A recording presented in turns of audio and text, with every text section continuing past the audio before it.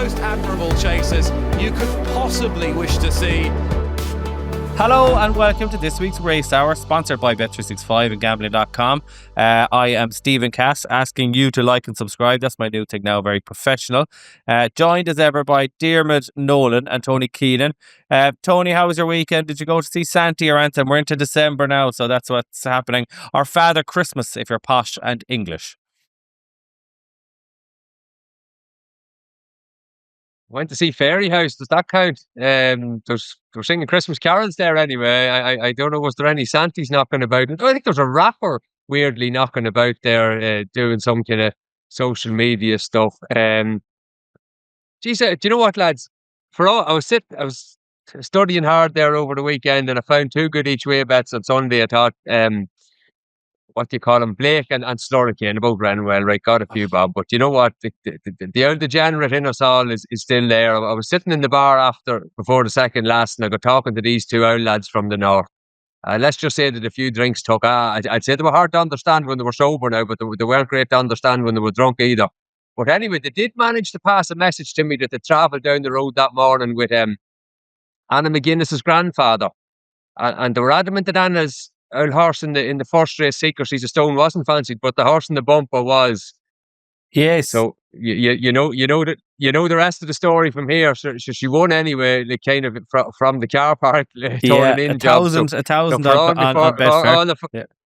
I'd well believe it, probably missing a 0-2. So always better to be lucky than actually putting in the homework there. Like, complete waste of time studying the form for hours and hours. Just meet the right lads in the bar is always just the key to success. Was my takeaway from the weekend. And was there many there, Tony? What kind of a crowd at Fairy House?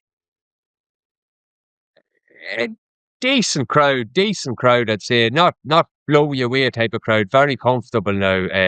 Very, very cold. Oh, Jesus Christ. And the lad I was going racing with, he decided we were going to be there at 10 a.m. Jeez, I'd say we were the first ones through the door. So I would a great day's crack. Very enjoyable. Good. How was your weekend? Do you know what, lads? I tell you what it is. No, go on, TK. Sorry, I'll go on. I was just going to say, I don't get racing much now at the time. I reckon I haven't been racing since Champions Weekend. And look, it's so way much easier to sit at home and watch it on TV, and you can check all you want. But there is actually nothing to beat actually going racing. I met more lads yesterday that I hadn't seen in a while. I met a lad there especially. He wouldn't be a lad to be in social media. He's a lad who would have made a few quid punting there over the years. Very good judge. And to be honest, he'd have taught me plenty about the game, especially the mental side of it, the psychological side of it. And it was great to see him. I just had a chat with him there in a long time. He's the kind of fella, if you were talking to him for half an hour, I don't know what it is. It's like a punting counselling session or something there. He'd put you in a good form for punting, just kind of talk sense and great enthusiasm for the game. Like, this chap would be, probably well into his 60s at this stage, but still as a great kind of, as you'd say, every day is still a school day for him at this stage of the game. Definitely talking to him is for me. Yeah, very good. Dermot, what about you? How was your weekend? I had a losing weekend, which was really frustrating. I've kind of been very happy with my punting habits over the last year or so in making my big opinions count. Well, I had a few good opinions at the weekend. One was that I thought Better Times Ahead would win on Sunday. Mark Walsh, give him a stonking ride. I thought Dom and Mary would win at Newcastle. The listeners will know our old friend Dean Ryan absolutely adores that horse, but I thought now he's with James Owen, Richie McLaren gave him an absolute screaming ride. I had two each ways in the Hennessy. I followed you, and my lad was third in it. I got a lot wrong. Still managed to lose at the weekend. Despite making those punts wrong. As Tony said, every day is a school day. Well, I had to go back to school again now at the weekend and go back through my Excel sheet and realise what I'd done wrong. Very simply, I had a weekend at home. We haven't had a weekend just doing nothing now in quite a while. I was having a ball in front of the TV watching racing. Basically just kind of lost the run of myself a little bit. So, we learn our lessons. I kind of handed it back stupidly, and yeah, it definitely won't happen again over the next few weeks. Anyway, the had got a lot right, Cass, and still managed to kind of lose money, which is never a good habit. How was your weekend? Mine was okay. I've been kind of sick, and I went to see Santi, and it was a disaster. The little fella was sick as well. We were in the queue for about 40 minutes. It was an outside one in a forest. Oh no! It was a bit of a shambles. Now we were out in the rain 40 minutes, and he was dying sick. We actually left, didn't even see Santi. So the my wife and the girl went off. They saw Santi, and the two of us sat in the car, got a Chinese, wait for them. So bit of a washout. Punted was fine. Don't be hard on yourself. You'd lose the weekend sitting at home. Like, you're allowed to have a few bets and enjoy yourself. That's you know what I mean. Like, you'd have spent money elsewhere. So I wouldn't. No, be, that's very true. Yeah, no, 100%. Come on, yeah. I wouldn't be overly thinking that. And you said it there. Fair play to our friend Dean Ryan, Dom and Mary. I was making hampers Saturday, watching all the racing in running, and I thought he was going really well. And he was a nice price. So I only caught not at ours because of Dino. So fair play to Dino. I got a winner there with Dom and Mary because of him. He looks an Eider horse, doesn't he? Yes, to be honest, I thought that was the Eider. Right? Was that not the Eider the other day? No, that was like a 3 mile 6 race or something like that. No, the Eiders in February over 4-1. Look, it was Newcastle long distance. I presume they're all the Eider when I'm watching them. He's a Welsh national. They're all the Welsh national. They're all just the Welsh national. Yeah, I actually thought it was good. Right, so the fight in fifth was up at Newcastle at the weekend. We're going to do the review and we're going to do a few talking points, listeners' questions today. And Dermo, we'll stay with you first on the fight in fifth because it was eventful, to say the least. It was just really... I mean, people were very dramatic about it all and how sad it was about the thing. I thought it was great crack of a race, but because they're all fine. You know, the horses are fine. That's the first point, before I get loads of people jumping on top of me. But I was at Cheltenham last year for the Champion Hurdle, and I swear to God, I've never heard such laughing as when all the crowd realised the horses were fine, but you know, she'd won the Champion Hurdle. It was basically kind of... same race again. And as Tony Keenan said on Twitter, he'd never heard as many horses barking. It's unbelievably true. It was just phenomenal. I just think, like, there was an awful lot of punters who've clearly... I wasn't here on the podcast when Tony Keenan spoke about the kind of anti-post disease. And I think it was in full flight again when you saw people afterwards saying that Anzadam was still the Champion Hurdle horse. I think...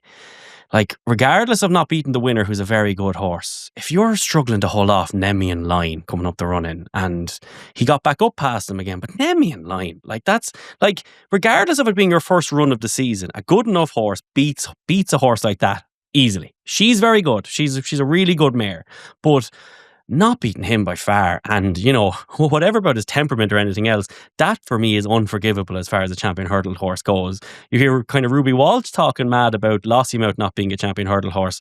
Close Sutton mightn't have one. It was a really interesting race, but it's also just a really interesting market now, isn't it? The whole kind of division, it's all over the place, like. Yeah, all over the place. And look, you don't have to be a Champion Hurdler to win this Champion Hurdle. You know, you just have to win the race, whatever the race is.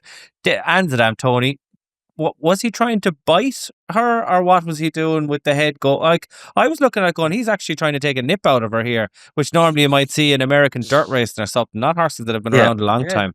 I didn't see a head on to see or any photos. Normally you see good photos but am I wrong? I haven't heard anyone talking about this, but I thought he was trying to bite her. No, absolutely. Trying to give her a kiss anyway or something. I don't know. It was like one of those brilliant football matches that was built up to be amazing. And one lad got sent off after 3 minutes, and the rest of them kind of proceeded to kick each other around the pitch, and they finished with 9 versus 8 or something like that. Like, it was just that type of race carnage. We start with Constitution Hill. Like, to me, he probably did the least wrong. Like, what he did was not totally unpredictable because he's done it before. I went back looking there, lads, and I don't have a perfect link to this, but I found I just went into horse race space and see could I find a horse in a hurdle race in Britain or Ireland that had fallen or unseated 3 times in a row. And you know, I think I could only find going back to 2011 8 examples of different horses that had fallen unseated 3 times. I know Constitution Hill is not that because he had a completion of punches down in between, but it just goes to show you how unusual it is. It just doesn't happen in hurdle races. Now, interestingly enough, 3 of those 8 won on their next start, so I don't know what that says, but not that you want to necessarily back Constitution Hill. It's a good trend, is it? To me, that says he's an 11 to 8 shot next time out or something then, yeah. Yeah, 37.5% chance of winning the next day, yeah. So yeah, and as you said, better than that, you're on a good bet. But to me, the revelation of the race was what the other 2 did. To me, there was no hint of them doing this before at all. Like, the new Lion, him going to run out down the back. Jesus, lads, where did that come from? Like, fair enough. You can see he wanted to lead, and that's 100%. Like, maybe, and the next day, I'm sure they will not ride him from the front the next day. That's for sure. Now, I just don't like forgiving that. There was a horse a few years back. I made a mistake. I think of forgiving this. Facile Vega went to do this when he won his maiden hurdle at Fairyhouse. Completely unpressured lead, and he went to run out of it 4 out. Or at least had to think about it.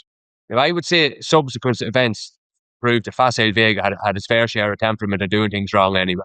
And I'd say there's a hint there today that the new lion is the same. Now, is he going to do it every day? He's not. Because sometimes he's going to be in against inferior competition.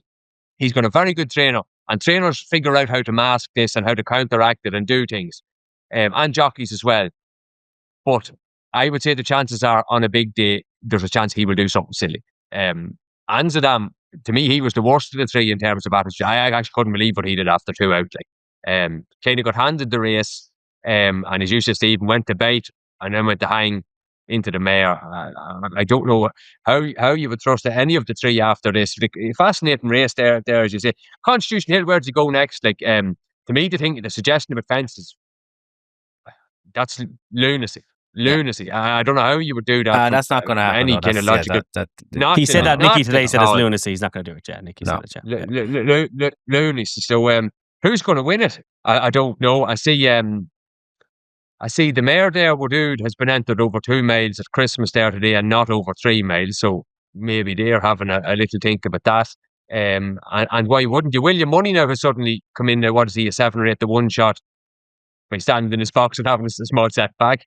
It is that kind of race. And I'll probably kind of be leaving it alone, to be quite honest. But very entertaining stuff now, I'd say, for the next, 3 or 4 months till we get there. So I'll put it to the two. You're in Michael Buckley's shoes now. Dermo, you first, and only in a sentence. You're Michael Buckley. You make the decision. What are you doing next? Jumper bumper at Christmas time, and you just pray to God for freezing cold weather.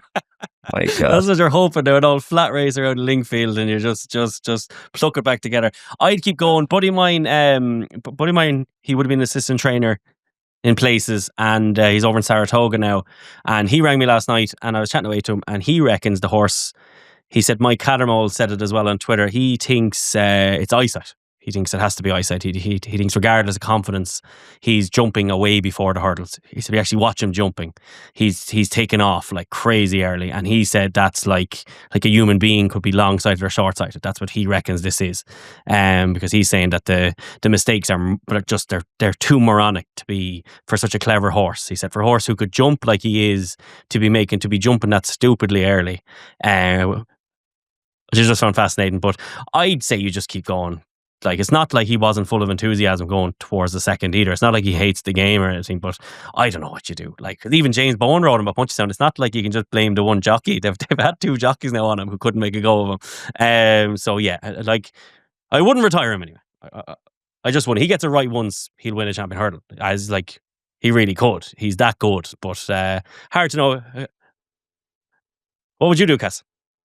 I'd like, if you want, he's a racehorse. I'd run him on the flat. But I'm saying, if you're Michael Buckley, if I was in Michael Buckley's shoes and I owned this horse and all the joy he's given me, I don't think I could live with myself if it happened the next time.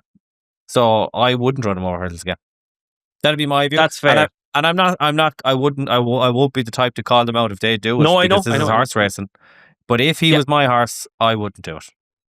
I just kind of go to, yeah, sure, it's just looking like it's whatever the reason is, be it eyesight, be it whatever, be it he's second guessing himself. You know, I just couldn't live with myself if it happened again the next time. And we all know the risk when you send your horse out in the race course. That's fine, but you know, you're sending them out with a lot of known information here of previous. That'd be my issue. Yeah, that's fair. Yeah, that's Tony, same question to you.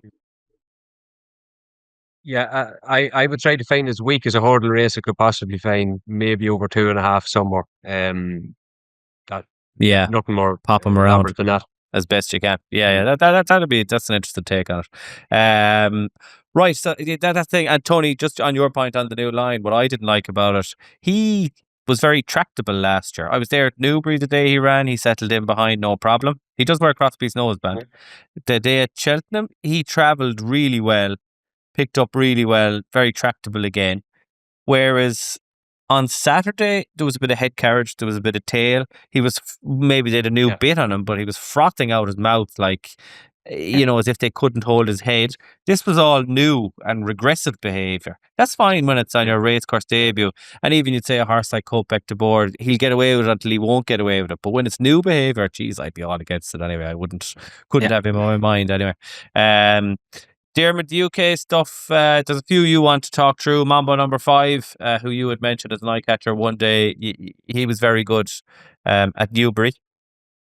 Really, really good. Yeah, he's one of these really likable horses in that he just keeps winning, which is obviously like a great habit for any racehorse. But it's just the kind of simple fact that he got like £6 for the first win. I think he's got £4 for that. He'll keep winning. He's putting races to bed early. He's letting them kind of fly back to him. But you noted the horse in second as well. As in, he'll win more races this season. He'll win at least one more. The UK handicapper's not hammering these kind of handicap chase winners either. He'll keep going all season. I'd say he could win at least 2 more. He's such a good horse. Second was the Mighty Bandit. Yeah. Mighty Bandit. He was the ex-Caldwell horse. And he wasn't bought to. He wasn't really put into the race. He's been an odd horse, as in he's rated 82 only on the flat. Greytrex hasn't been able to make a go at him, but because of that now he's on a rating of 127. The way he ran here past good horses, like you fancied Bluey on the day, didn't you? Like he ran by a lot of them. Now it was a cracking ride by Sandwich and Davis, but he should take confidence from that. He'll win races, won't we? Yeah, he will. He will. Yeah, he will. He's on a good mark. And is it Harry Durham he's with now? Is that who he's with now? No, he's with Warren Greytrex. Sorry, Warren Greytrex. Sorry. Yeah, no, he will. He will know that based on just watching him in the one day. But he didn't look like Friday was the day. And Dermo. While we're talking, the English race and Skylight Hustle was a good winner for Gordon Elliott as well over Newbury. You had Highland Crystal on your list, Impose Etoile. Just rattle through them there. Yeah, of course. Gordon Elliott, first of all, always been a brilliant trainer of mares, but I don't know whether Gordon's all about training Cheltenham winners, and I wonder if he spotted this whole kind of mares program now or something, because he's particularly mares heavy now. And those 3 mares he'd winning at the weekend, Skylight Hustle, Mange 2 and Highland Crystal. Mange 2 and Highland Crystal are both 3-year-olds going on 4. He mentioned about Highland Crystal after the race that she'd be going the Woodoo route, which would lead her into a Martin Pipe potentially. But obviously, I'd say he meant more the kind of warm-up race. But Highland Crystal was brilliant. She was really good at Newbury, absolutely excellent. And Mange 2 as well on Sunday, I thought was really good. Both of those mares now are 3 years old, kind of going on 4. He's got some kind of serious chances there. And then Skylight Hustle as well on Saturday. I just kind of watched that back again today properly. I thought she jumped brilliantly. I like that horse in second. Cassidy Rock, I thought, ran a really good race as well. I do like her. And Skylight Hustle absolutely devoured her. Gordon Elliott has 3 serious mares there. Really, really good. Impose Trois, Cass, he was just unlucky to have bumped into a ridiculously well-handicapped Coral Cup winner who jumped really well on Saturday over fences as well, and Jimmy Desai. But 3 miles has unlocked him. He's the kind of horse that could just keep going, and you wouldn't be surprised to see him go kind of very close in a stayer's hurdle. He's a big, leery, lazy yoke. We don't know how good he is. I thought this was a smart performance, and I think 3 miles at Cheltenham, he'll absolutely he'll devour that altogether. And yeah, simple as that. I thought you were very unlucky in the Hennessy, Cass. Just the flag at the start seemed to really spook him, didn't he? Something has to be done about these big UK races and the standing starts being Plan B. It's a complete joke. We saw it at Cheltenham last year. I think was there 7 standing starts at Cheltenham last year. It ruins a load of horses' chances. And then we have it in the biggest handicap of the year pre-Christmas comes along. Standing start, complete mess. The flag goes up. There was one the Doyen Chief, I can't think of the horse's name anyway, that didn't even jump off because of it. And then a horse John Bond and Solness in the Champion Chase lost their chance at the start, basically. Yeah. And on Saturday in the Coral Gold Cup, like you say, the flag went up, and you've backed a horse. To how it affects punchers as well. Like you've backed a horse like Gorgeous Tom. He needs to be handy. He needs to be in the van. He's not used to this scenario, and a horse spooks beside him. Now, whether Gorgeous Tom didn't behave or whatever, but anyway, it looked to me more like he got a bit of a a fright from the horse Fright, I beside him. thought, yeah. Took a couple of Yeah. strikes to get it, jumps off and last. A horse that needs to be handy, runs through the whole field, uses up energy, finishes fourth, full of running. You know, if they reran the race, he'd be long odds on to be in the top two. Do you know, that kind of way? Yeah, Whether he would 100%. have beaten Panic Attack, who knows? But you've no chance once it starts. I just they need to have another go at a normal start, you know, before they go to this absolute standing start nonsense that it is.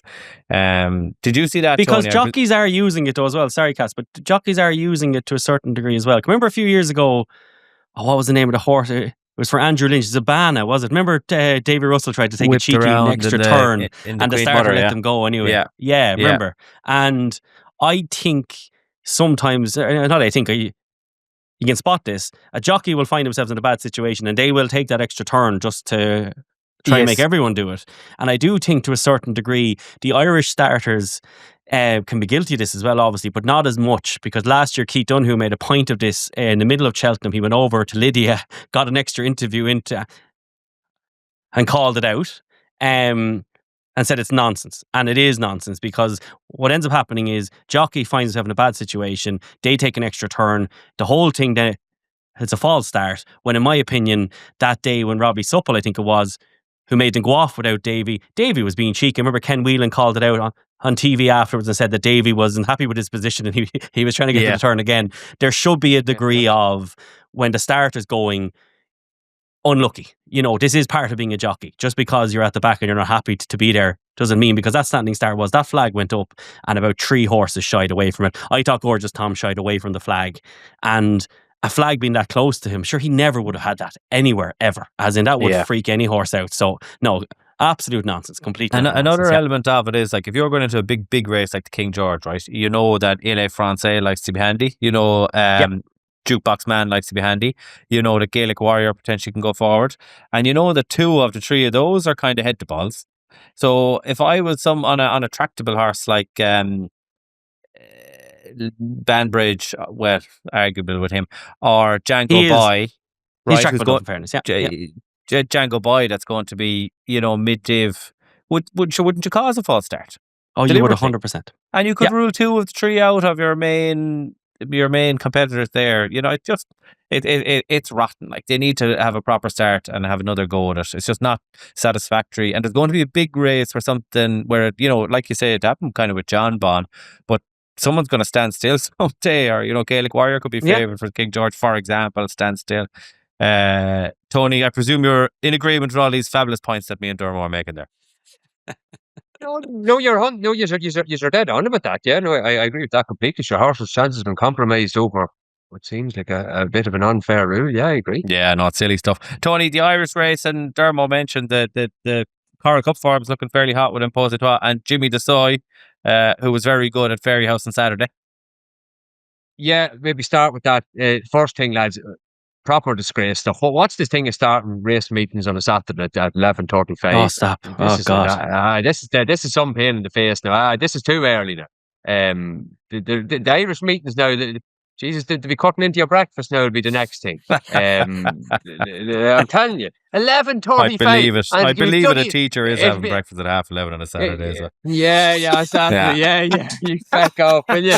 And it'll be worse this weekend at Navan, and then I should think the clocks go back. And I don't like it at all. Anyway, that and probably nearly the best race on the card on Saturday was the one where that kind of happened. Savage performance out of your man. Like, I got the impression beforehand, I hate second guessing Mullins, call him in the sporting life, that he hadn't school great. And Patrick Keenan come on after and said he hadn't school great either. But God, his jumping in the race was fun perfect to my mind. Couldn't fault it. Only had to be pushed out to beat the mare. The time comparisons with that 2-mile handicap chase that came afterwards, when they went a serious gallop, like they lost the head there nearly in the Touch Me Not race. Show these novices in a very, very good light. I'm sure it was 2 races really from after the 3 fences the way the first forward would. I thought Joystick actually ran a massive blinder. Blinder. For a horse that wouldn't be in the same parish as those 2 over hurdles. So that was a savage run out of him. He just might be a better chaser. So that was an excellent performance of the day in Ireland on the Saturday. Just a Palomine, kind of voice noted me, I don't know, was it Wednesday or Thursday last week, and he says, how's Elliott going? And I said, geez, I think he's going pretty well. And he said, no, he's not going great. He said, he's not going great. I says, well, hold on here till we see. Like, I actually think nearly the pendulum has swung back. The perception of Gordon Elliott, shall we say, like, do you know now when he is a good winner, last weekend or at Navan or even at Downright, I think maybe the perception now is, yeah, the horse is grand, but wait till we see what Mullins has, you know. And I'd say there's a large degree of truth in that. I actually just wondered this weekend, was it nearly underplayed in the market, like how good Elliott is at this time of the year? And the one thing that Elliott has got now at Fairyhouse this weekend is the improvement he got horses from the first to second start now was very, very impressive. Like Monge too, bit of a disaster now, and then Raya did plenty wrong, still won, possibly handed the race a little bit with Wizard of Odds, making the mistake. I think the hood though with her was a big thing. Yeah. You know, really focused her, but she was very good. And he figured that out, and he said straight after Downright that's what he was going to do. Even Cocktail Brute, big step up. Romeo Cooley, big step up. Now, of course, the next challenge for Elliott is can he get the improvement from the second to the third start? Because Mullins is going to do that. Mullins will be first to second, second to third, third to fourth. He needs to find the other bit, and that'll kind of be the test. But I think, Stephen, the take we can go back to maybe the grade ones. We need a take from you and Patrick getting the bottle of champagne there for Jimmy to side. Like I really thought that was a very nice touch by Fairyhouse. You know, giving the man a for nice the 900 like a very round figure. Look, he's a fabulous writer. I do enjoy his columns, I must say. Really, really impressive guy. Yeah, that's not what you're saying in the WhatsApp yesterday, but anyway, we'll move swiftly on. The Hatton's Grace, lads. I'm going to end up, you know, Jeno got one of these phone calls from Dan Skelton. He did an article about it there. I'm going to get a phone call. I'm not from Patrick. I met Patrick through Paul Byrne a few times. He's a really nice fella. I'm definitely not a fan of his right, to be fair. Do you know what now, Tony? Now that you're asking me, right, you've set me off. How, you're only allowed to ride about 20 horses or something in 25 horses. Yeah. So how is he bending the rules so much? You can ride in your own colours, can't you? So that's fine. So, you know, if his mother owns one, away he goes, he's allowed to ride. But you're only allowed to ride about 25 professional races every year as an amateur. I think I have the number right there or something like that. He seems to be riding in every second race at every grade one. How is he bending the rules there? And the question is it fair? Because he's having his cake and eating it. But you're I think Fairyhouse are Egypts, to be honest, giving them, I think, for 900 winners. Like, I just think that's a bit like, yeah, come on, right, whatever. But there's a bumper in every race meeting, Stephen, and he's probably a 30% strike rate in them. And in many years is he riding in those? 20 years, 45 winners a year. He's not even on one a week. I'm not impressed anyway, I'll put it that way, Tony. Yeah, is that?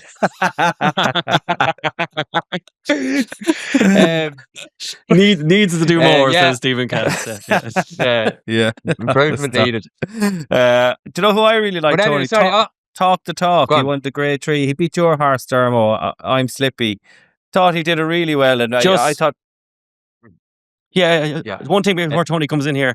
I know for a fact they were shell shocked at how good Talk the Talk beat them, and by all account, Philip Enright after the race. If you watch it back, right, I watched it back today. Philip Enright basically goes over to Sam Ewing, and it looks like he's saying, "What the hell was that?" As in, he just can't. Like, he's full of confidence throughout. Enright is. I didn't back him, but Talk the Talk just was punted like he wasn't going to lose. And when Sam Ewing kind of let him go, and afterwards Sam Ewing said that he wants JJ Slevin to go over to England more often at the weekends because he's picking up a lot of these rides, and secondly that he sees no reason why this horse isn't a grade 1 horse. He was very impressed with him. I wonder, will they go for the old tower, the form be now, you know, go pot hunting for grade 1 in England? You know, you might get a softer... Yeah. Now you're going to take on My Daddy Paddy probably. But, you know, it'd be like Joseph to go for, you know, maybe an easier target than the Irish grade 1.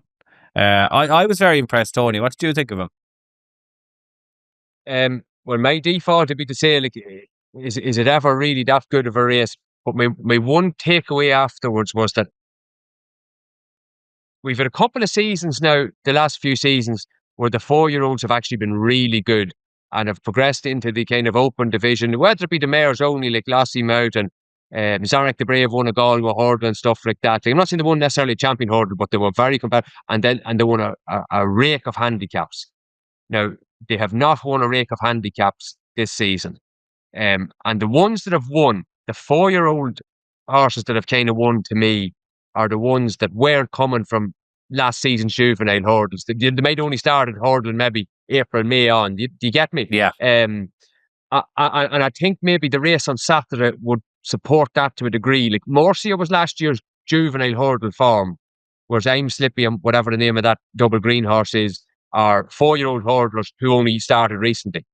So I have my starting point at the minute would be the last year's 4-year-old. So what won the 100 to 1 shot won the Triumph Hurdle in the end of the day, that would kind of suggest again that maybe they weren't the strongest group, or a little bit of a strange group. So yeah, I just wonder they're going to find it very hard, when they go in kind of against the Open Company. Yeah, that's interesting. And Romeo Coolio, I suppose he was 1 to 2 or whatever he was, Tony, but he jumped superbly, didn't he? Yeah, sure. Look, I really thought this performance out of him. I suppose you would have thought he would have needed to improve for fences if he was, because he wasn't just the top grade one last season, but there is every chance he is after improving. Do they have an ideal race at Christmas? I don't know. I'd say probably the DRF is the ideal race, the 2.5 mile race. I don't know, do they want to be going with that type of horse to Limerick? Because I think that's now extended out, lads. Have they put another furlong or two on top of that? 2 mile 5? Yeah. Yeah, I think. No, I think it's 2.6 now. I think it's 2.6, 2.7 now. Yeah. Now, that said, I think there might be a lot of running on the flat. It's a bit silly, like a lot of running on the flat in the first part of the race. They might, like, if they've added maximum 1 fence to it, but it is going to be over a 1.5 furlong or further. He won't go DRF though, will he? Because Gordon hates the DRF though. As in, it's hard to know where he does go next, isn't it? But his really good winner of this went for the DRF, Matey Potter. I was thinking he could end up over at Sandown at the race that they sent Jerry Colomb to. Yeah. I wouldn't be surprised at all to see him go there to the grade 1 there. Gordon the last few years he's just not sending much to Epperson anymore. He just isn't. Yeah, the Scilly Isles, and he sent Touch Me Not over to Sandown last year as well for the Henry VIII, so he's not afraid to go over there. And he clearly likes going right-handed as well. Not that he doesn't go left-handed or anything, but I thought he was very good.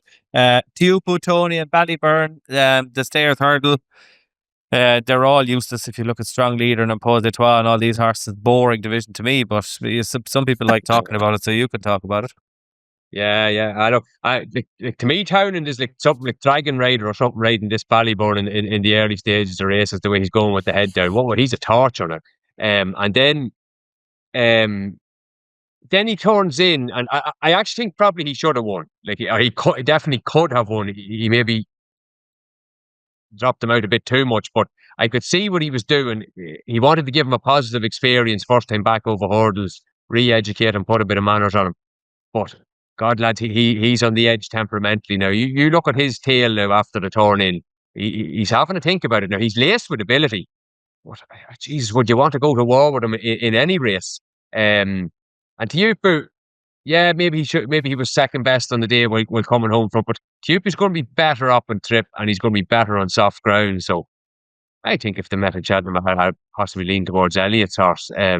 Just a more straightforward effort. Now again, providing it doesn't turn up good ground or something like that. Sort of even money in the books at the moment now. The two of those in the Stayers Hurdle, and geez, you could keep that now, or you'd like to have even money to field, wouldn't you? Never running for you. Speaking of Paul Townend there, Tony, he won the handicap hurdle on Zillow. Now I know there's a faller, which led to him winning. I can't remember the name of the horse that was leading, actually. Sorry. Colley's horse. Colley's horse. To me, he is savagely well handicapped, Colley's horse. Yeah. The way he quickened up into it, like magic, and still hadn't been asked for everything coming to the last. The problem is he had a dirty fall in the old Pierce Hurdle in Leopardstown there the season before last, and took a while to get over it. It looks the kind of fall could take a wee while to get over, but I thought he was just he just looked savage well handicapped. Was that the name of him? Don't Call Yet, I think, was it? No, Don't Go Yet was the one that ran the handicap. I think this boy's Attaboy Charlie. Yes, Attaboy Charlie. That's it. Attaboy Charlie. That's it. Sorry. Yeah. But Paul, and Attaboy Charlie was kind of short in running at the time, but I thought the petrol gauge was going and Townend was coming and Paul Townend in these handicap hurdles. When he takes a ride, he actually takes, Dermo, you said it's stats UK and Ireland, he takes a few more than you think.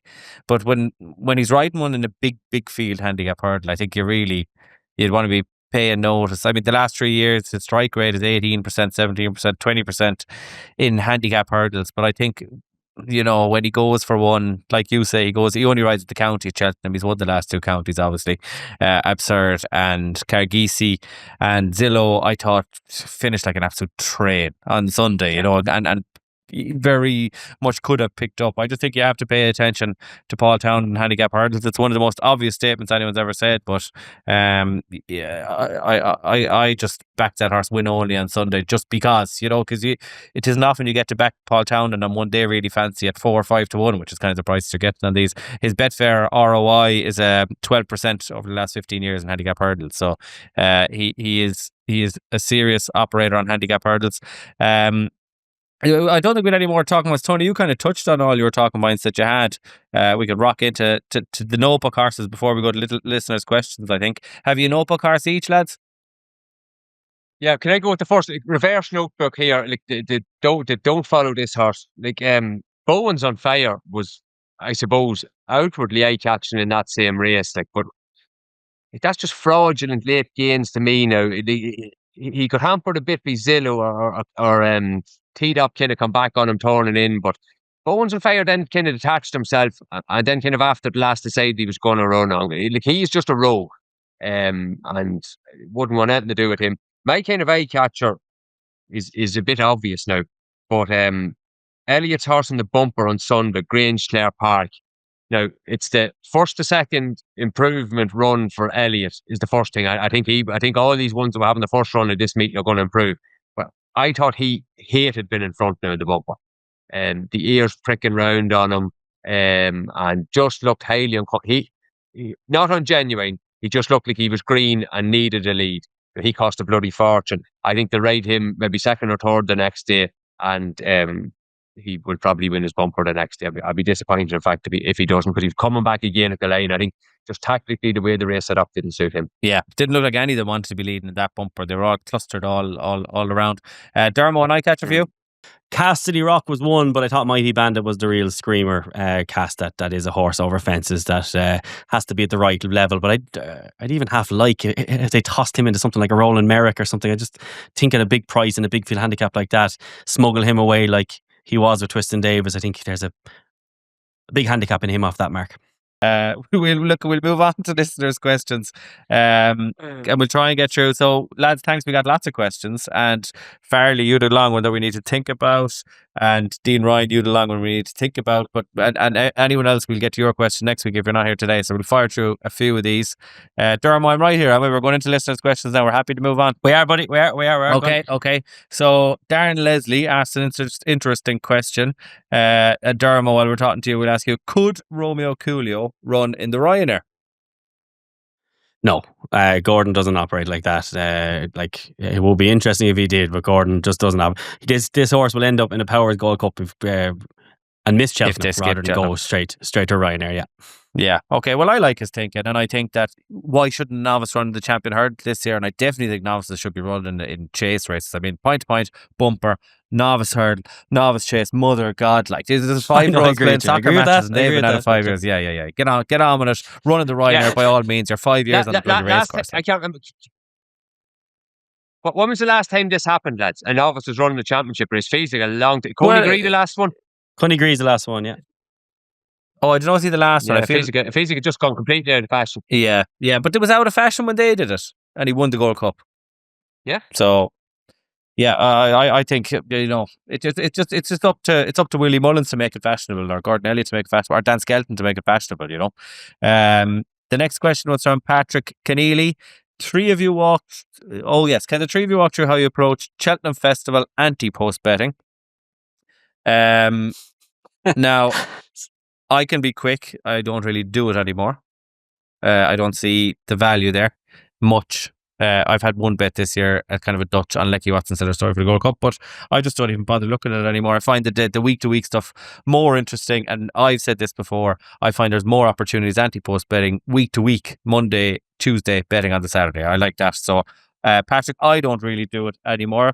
Diarmuid, you're a man that thinks cogently about how you bet. You're often hard on yourself. So you've given it more thought than me. How do you now approach Cheltenham anti-post betting?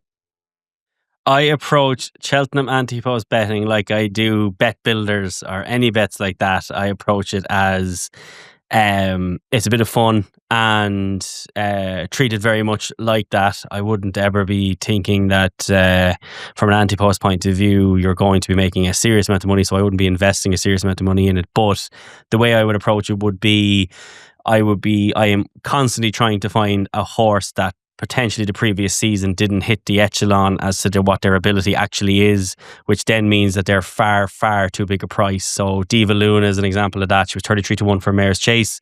She's a mare on previous form before that kind of disappointing season over hurdles, who was far better than that. She's a seriously well regarded horse. Jaylon Dudery for the Albert Bartlett, similar. He's a serious racehorse who's had his issues, but if he comes back and he does end up running that race, he's more than good enough to win that race.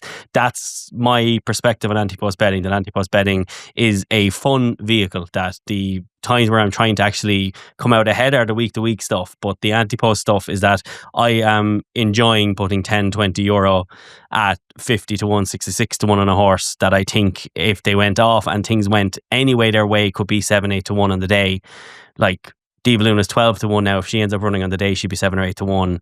That's the kind of bets I love on anti-post. So I think anti-post now that's what it is. It's a fun vehicle. I think there's a bit of snobbiness against it sometimes, not talking about you two lads because you're not snobs of fairness to you, but there's a bit of snobbiness against this or bet builder or anything else, in that sometimes bets are allowed to be fun. You're allowed to have your fun nonsense bets that once they're part of your... Once you're happy to have a percentage of my bank, which I am, that is going to be on fun bets that I'm trying to pay for a car or whatever, I think they're more than fair. Not everything needs to be a serious, we're trying to make a living off this game. Anti-post betting is that. It's a fun vehicle, and I treat it as that, and I'm always looking for the 40-1, 50-1 shots cast. That's how I play it. Very good, Dermot. Fun. WP Mullins. Tony, your approach to Cheltenham anti-post betting? Yeah, what Stephen said there. Grant. And the next question is also for you. This is the best question of the week. Joe Lyons. Can we get Tony's reaction to being installed as one of the market leaders to host Upping the Ante? And I think you were 4-1 when I saw the price now. Very poor margins. I saw now from the book there. In fairness, as we speak, of bad margins. It was a disgrace, that book. But. Yeah, that's disgraceful. And I'm sure you could have got plenty of prices. Yeah, my price is missing at least 2 zeros, I'd say, and that's at the back end. So yeah, I'd say you're the same sponsor now as us, in. So there could be a tie-in, and Dermo has a kickback arranged, I'm sure. Johnny, we'll have to release a statement exactly now. Selling to me, yeah. He's Johnny selling to me now. He'd be big shoes to fill, wouldn't he? I tell you, if Geno asked me who they should get, I'd be saying you should get two fellas and change it up, because you're not going to be able to step into his shoes. Change up the format a little bit or something. Get the three of us on with Geno. We'll step in. Bet365 will do a big money transfer over. That could be the way to do it. Okay, so Tony, Dermo, would you let him go? Like two of us would surely get a few quid out of it if he went, would we? We'd have to. I think it'd be like, when a team tries to take a lower league's manager and it's they've denied contact until contract terms are sorted. We'd stick the foot in anyway. Tony would be like Alexander Isak. He'd be refusing to come on and everything until he gets the transfer over. He won't tug out here. Yeah. Just blank there, and we log in every week. No sign of him. Adam, where does Factifile go at Christmas, and what's the thought process for owner and trainer? I think Adam was implying that the thought process for, they could be coming at him from different angles. So Tony, we go to you with that one. Factifile, where do you think he'll run at Christmas? I thought he would have no chance running the King George, but the more I think about it, maybe they'll roll the dice, because maybe 3 miles of Leopardstown is a bit stamina sapping for him. I don't know. Yeah, Leopardstown slight favourite. I said, Yeah. just whereas, this Leopardstown or Campton, just seem to have ruled out that. And I think the Ascot race would be good fit for him, but just doesn't seem to be one that Muns has any interest in bar running a C team horse. Yeah. Colm Phelan asks, who is now our champion hurdler? So I suppose we kind of half touched on this. But Dermo, if you were to have a bet in the champion hurdle now, what would it be? I see a lot of people putting up, and I mentioned them in our chat and our WhatsApp, but I kind of went through it all again. This market just kind of, I saw this question. I see a lot of people putting up Sir Gino. I think that's insane. The Sir Gino nearly died. Like, as in, like, this horse, this Sir Gino nearly died. Like, this is Antipos sickness, as in, he needs to get back to the race course, and we need to see if he still has 4 legs and a heart working and everything else. He was like, Nicky Henderson was putting up, forget about him coming back. I'm just worried about him living here. And there's people putting up, and it's not like he's 100 to 1. He's 12 to 1 for a champion hurdle. 12 to 1. Sorry, he's way short to Dermo. He's like 6 on the 4 to 1, exchange or something. He's 4 now, but he was 12 to 1 yesterday. 4 to 1 bet 365. Yeah. He was 12 yesterday when people were putting him up, right? And he's 4 to 1 now for a champion hurdle. And we do not know how well this horse is at all. It's madness. If there was a horse to have a bet on, it's William Money. And then if there was a mad one, it's such a weird race that, like, if Cargasi didn't go over hurdles, you'd nearly say she's not out of the questioning with it, like the way she travels through a race. But William Money would be my idea, because that Supreme is looking okay now, in fairness. But he'd be the one I'd be leaning towards now, because they're all dodgy pots altogether. And he actually deserves a lot of credit for that Supreme run, because he didn't have that long between his last 2 races. So he can be marked up on that.